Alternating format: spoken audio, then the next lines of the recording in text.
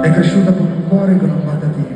Quando era piccola sognava di aggiustarsi dentro. Diceva di essere diversa, cercava le farfalle e le appoggiata alla finestra. Vedeva i suoi compagni che correvano in un cortile e lei che non poteva, si sedeva e ci pensava bene a cosa dire.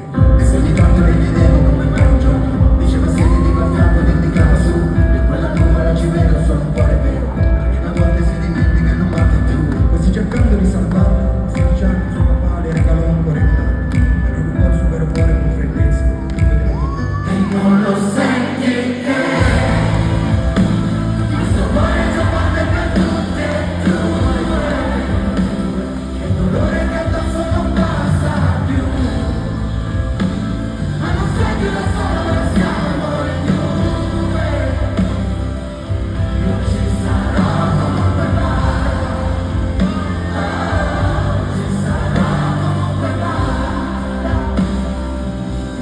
Amore è così facile, credo, amare una persona fragile, meno. Linda è cresciuta così in fretta da troncarsi presto, talmente in fretta che suo padre non fu più lo stesso. A scuola nascondeva i lividi, a volte la trinciava e le gridava soddisfatta. Linda sentiva i brividi quando quel verme entrava in casa spronto e si toglieva come prima cosa solo la cravatta. E se ogni tanto le chiedevo come mai non esci, diceva siediti al fianco ed indicava su. Io con la nuvola ci vedo, sono un cuore vero, adesso dimmi accanto cosa vedi tu. Ma si cercato di salvarla, si facciamo suo padre regalò un cuore intatto. Era un po' super cuore con freddezza, non vede la vita. E non lo senti te, e non lo senti te. Questo cuore già batte per tutte e due, che il dolore che addosso non passa più,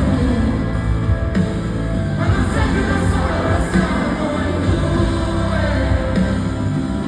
Io ci sarò comunque vada, ci sarò comunque vada. L'amore è così facile, credo, amare una persona fragile, nera.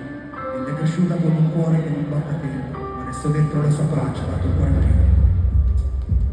E non